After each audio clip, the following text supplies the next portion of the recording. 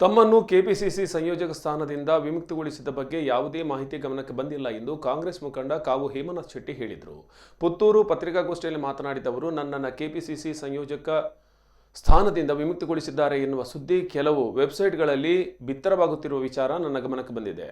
RSS ಹಾಗೂ ಬಿಜೆಪಿಯಲ್ಲಿ ಗುರುತಿಸಿಕೊಂಡಿದ್ದ ಅಶೋಕ್ ರೈ ಅವರನ್ನ ಕಾಂಗ್ರೆಸ್ ಪಕ್ಷಕ್ಕೆ ಸೇರ್ಪಡೆಗೊಳಿಸುವ ವಿಚಾರದಲ್ಲಿ ಪಕ್ಷದ ಹಿತೈಷಿಗಳು ನಡೆಸಿದ ಸಭೆಯಲ್ಲಿ ಕೆಪಿಸಿಸಿ ಅಧ್ಯಕ್ಷ ಡಿಕೆ ಶಿವಕುಮಾರ್ ವಿರುದ್ಧ ಹೇಳಿಕೆ ನೀಡಿದ್ದೇನೆ ಎನ್ನುವ ಕಾರಣಕ್ಕೆ ನನ್ನನ್ನು ಸಂಯೋಜಕ ಹುದ್ದೆಯಿಂದ ವಿಮುಕ್ತಿಗೊಳಿಸಿದ್ದಾರೆ ಎನ್ನುವ ವಿಚಾರ ತಿಳಿದು ಬಂದಿದೆ. ಆದರೆ ಡಿಕೆಶಿ ವಿರುದ್ಧ ಯಾವುದೇ ಹೇಳಿಕೆಯನ್ನ ನಾನು ನೀಡಿಲ್ಲ. ಡಿಕೆಶಿ ನಮ್ಮ ನಾಯಕರು ಮತ್ತು ನನ್ನ ಅತ್ಯಂತ ಆತ್ಮೀಯರಾಗಿದ್ದಾರೆ. ಚುನಾವಣೆಯ ಹೊಸ್ತಿಲಿನಲ್ಲಿರುವ ಸಂದರ್ಭದಲ್ಲಿ ರಾಜ್ಯ ನಾಯಕರ ವಿರುದ್ಧ ಮಾತನಾಡಿದಲ್ಲಿ ಅದು ನನಗೆ ಹಿನ್ನಡೆ ತರುತ್ತದೆ ಎನ್ನುವ ಸಾಮಾನ್ಯ ಜ್ಞಾನ ನನ್ನಲ್ಲಿದೆ ಎಂದವರು ಹೇಳಿದರು.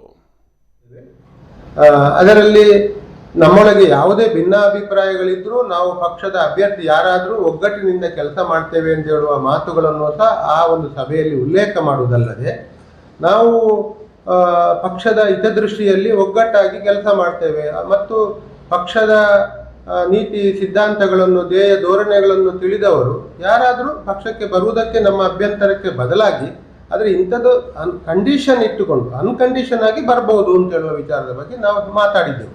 ತಪ್ಪುವಂಥ ಪ್ರಶ್ನೆಗಳು ಇಲ್ಲ.